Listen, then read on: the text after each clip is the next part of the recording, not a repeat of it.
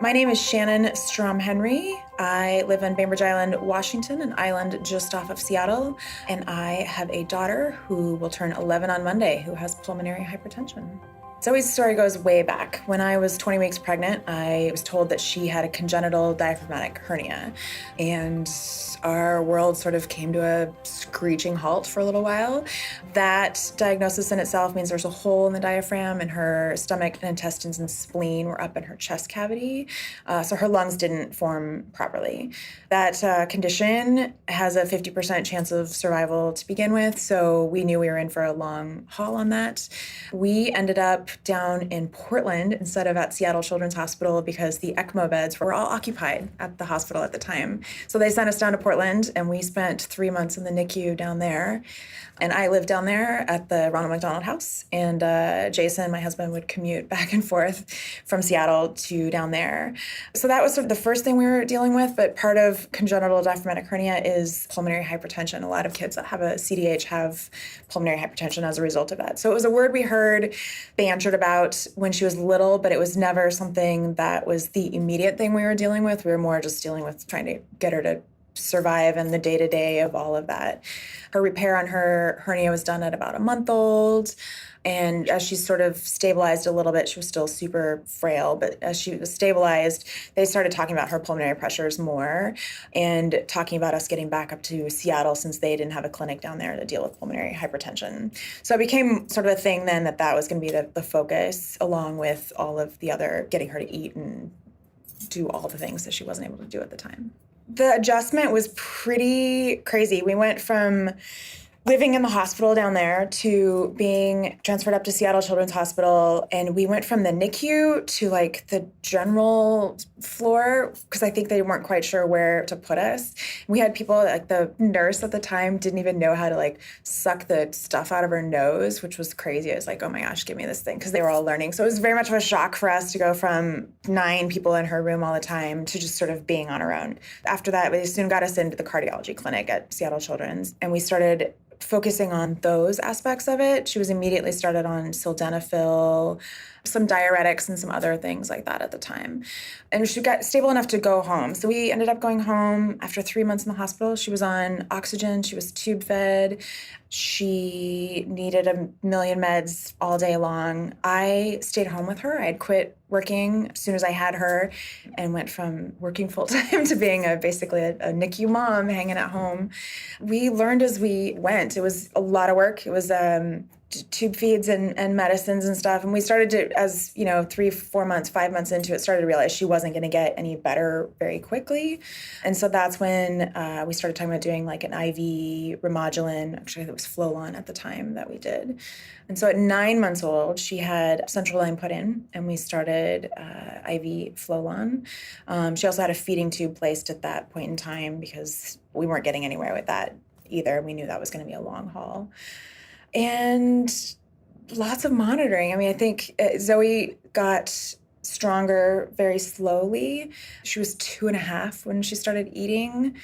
And that was sort of a crazy thing. We did a rapid wean on her and basically stopped feeding her for about 2 weeks to get her to make her hungry and get her to eat. And we did all this with the cardiologist at Seattle Children's, of course. Like, so they're very progressive there and great with some ideas that we bring to them. This was based off of a German therapist that had done this program. The Flowlon helped her a lot. It stabilized her pressures. When she first went on an IV, she was at 140, and she dropped around 85 to 90, which is where she's been ever since then with her pressures.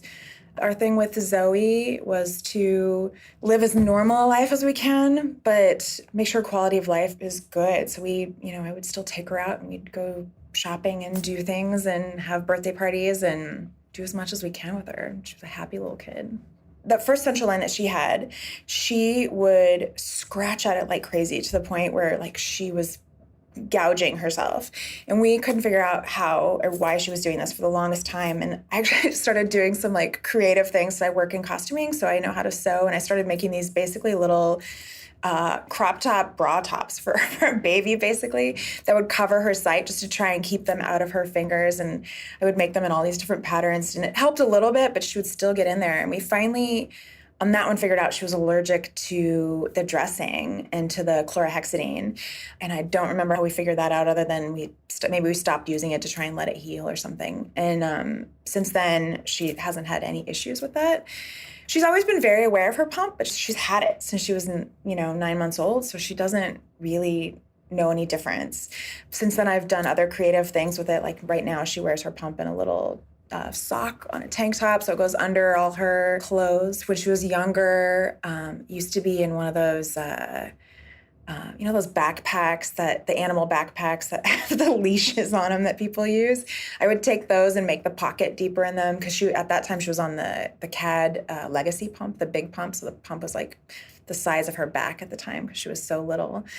But she just would get used to it, and people got used to it. I think at first it was hard for me to see people watch her in public or look at her. There used to be more women that would come up to me at the grocery store and be like, something's wrong with your kid. Her face is really red. Or, I think we've all heard these stories over the years of awful things people have said.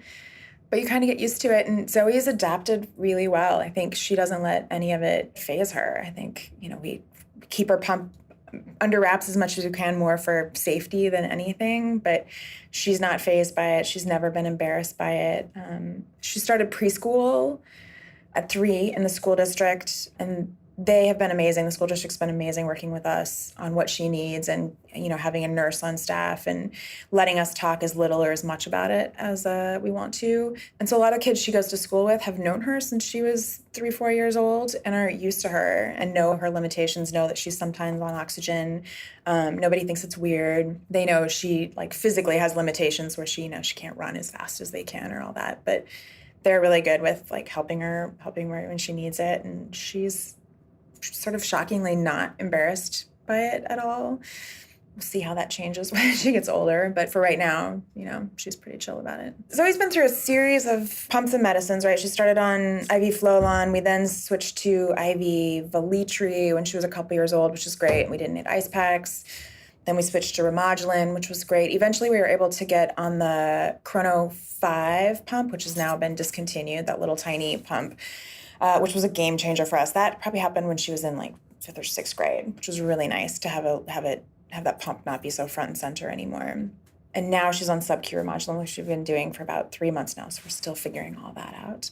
Earlier this year, she had sort of like a POTS shunt procedure. She had her PDA reopened. It had been closed surgically when she was about 1.5 years old.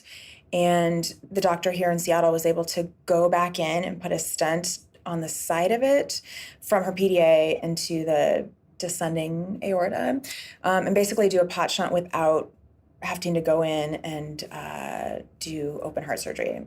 I think we're still sort of waiting to see what the progress that helps or if it helps at all. But she certainly seems to have more energy from then. She's still oxygenating really well.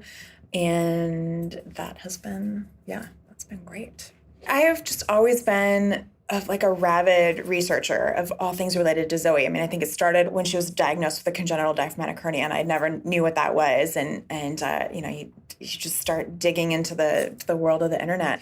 There's different ways of looking at things that are different than what the medical staff in the United States, what insurance lets you do, all that sort of thing.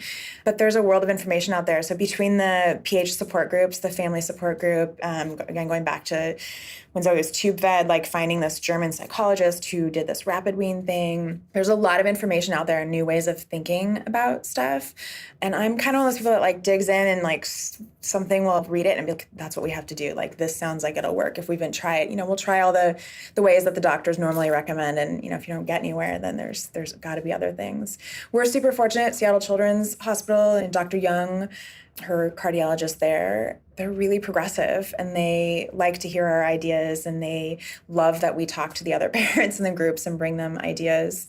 And, sometimes they work and sometimes they don't, but they're always willing to hear them and potentially try them. I think the parent groups are a life changer. I think we've made so much progress with Zoe because of things other people have gone through and learned on that. That probably was actually where I figured out why she was scratching and that she was allergic to chlorhexidine. I think somebody had mentioned that's what they figured out on their kid. And so I think, we are all our children's best advocates, and us sharing information as parents is what helps our kids. And it doesn't always work for every kid, but there's some great information out there, and strength in numbers, right? So our take with Zoe is we want her to have the best quality of life ever. Like, we want her to live life and experience life and do all the things. And so, yeah, we just did a 3-week trip to France. So a week in Paris, and then in Strasbourg and Loire Valley and Normandy. And it was a trip Zoe's been talking about for a couple years. Like, she wanted to go see the Eiffel Tower. Jason and I, my husband and I, we both used to travel a ton for work, and we haven't really done any since Zoe was born, other than going to the conference and a Make-A-Wish trip for her. And so, one day we were like, well, let's see if we can do this. So we started by talking to the cardiologist. And when we started talking about it, Zoe wasn't quite stable enough and they weren't ready for it. But about like a year and a half ago, they're like, yeah, I think she's up for it now. We started planning it, and it took a lot of work going into it, a lot of conversations with the cardiologist. And again, they're amazing and did all the paperwork for us. You need a letter to fly and oxygen and med orders and all of that stuff. They helped a lot with that. It took a lot of planning on our part because France wasn't going to be as ADA accessible as the States are. And Zoe's in a wheelchair for long distances. She can walk and do steps, but she can't, like many PH kids, gets winded when she walks so long ways. So we knew we were going to have to haul a lot of stuff, and that took a lot of planning, but it was worth it. Talked to other parents who had traveled internationally. Another PH mom who's a dear friend who we met down in Houston. Her husband was from France, and so they had lived there for a while, and she gave me the name of the cardiologist there and the PH specialist. And, so I even had all this hospital information when I went over there, which was really amazing, which luckily we never needed. We just try to do all the things with Zoe. We don't say no to her. If she wants to do something, we let her do it. Like, she takes hip hop class and she takes ballet class, and, she's learning to ride a bike and do all this stuff. And I just think those are the memories we want her to have, is to do whatever she can. She's a good self-advocator. She knows when to stop if she needs to. And other than that, she'll jump in and do something with gusto. And I think it's amazing. My name is Shannin Strom-Henry, and I'm aware that I'm rare.